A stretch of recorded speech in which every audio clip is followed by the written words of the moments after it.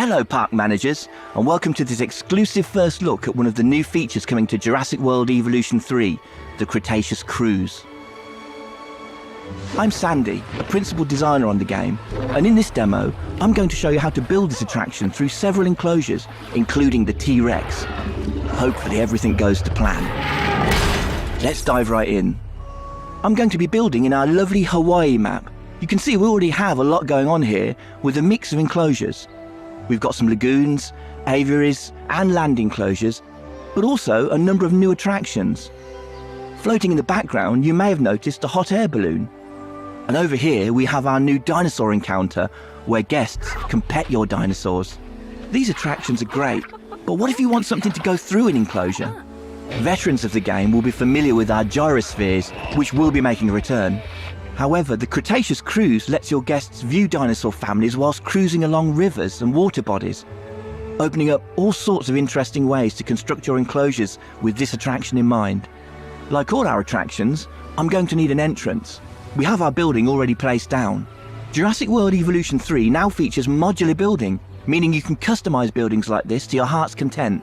We have 3 enclosures we want this ride to pass through, so our guests get to see a wide variety of dinosaurs, including that T-Rex we mentioned. I've placed a couple of security cameras around. We should be safe if things get a little chaotic. Let's start adding a track. It's incredibly easy.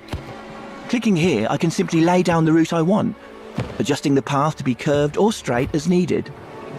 And while this is a great starting point, our new scenery pieces mean we can make these spaces even more interesting. Let's make the ride feel more dynamic by adding a rock arch. If we go into the scenery panel, we have a wide variety of rocks to choose from. Very easily, we're able to create something unique for our ride. And then I think we want another type of structure over the path. Over here, we have a structure we've turned into a blueprint. There we go, that looks great.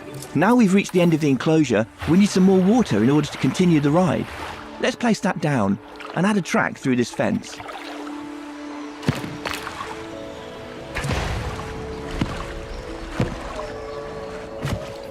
In this new enclosure, you can see that we have these elevated areas of terrain that can act as natural barriers to keep dinosaurs separated. You no longer need to rely purely on fences to house your dinosaurs. I'm also moving into deep water now. Deep water is a new feature and a need for some of our dinosaurs. Certain species will be able to navigate through the water or swim. We can see in this enclosure we have some brachiosaurs. They're able to wade through deep water. On the banks of the river, you can also see foliage we've laid down to create a canopy around this area. Let's use one of the compound brushes to finish off a section over here. The scenery brushes make detailing your spaces super simple. We now have our ride complete. Let's open it and head down to guest level. There's multiple perspectives you can choose from when interacting with the kayak. You can observe from third person, first person, or even take control of the ride. In this perspective, you will take control, allowing you to move the kayak freely both along the track ride or outside it. From this vantage point, you can get up close to the dinosaurs. Let's take a look at our Parasaurolophus. In this enclosure, we have a number of males and females, each with their own unique colour and pattern, making the dimorphism quite apparent. Dinosaur traits will be able to pass down from generation to generation, with certain features being worth more to your overall park rating. Over here, we can see the juveniles as they play in their enclosure. They'll interact with each other as well as adults, so keep an eye out. As we head into the next enclosure, let's hop over to one of the guest kayaks and check out what they're able to see. Passing through the canopy, it's a great chance to call out just how good the new lighting and water in the game looks. It adds so much to the effect of this attraction. And finally, we make our way into the T-Rex enclosure.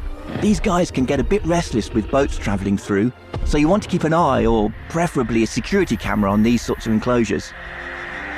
That about brings us to the end of our demo, and hopefully you can see just how creative and dynamic this new ride will be. There's so many ways to integrate it into your parks. I'm very excited to see what players will do with it when the game launches on October 21st.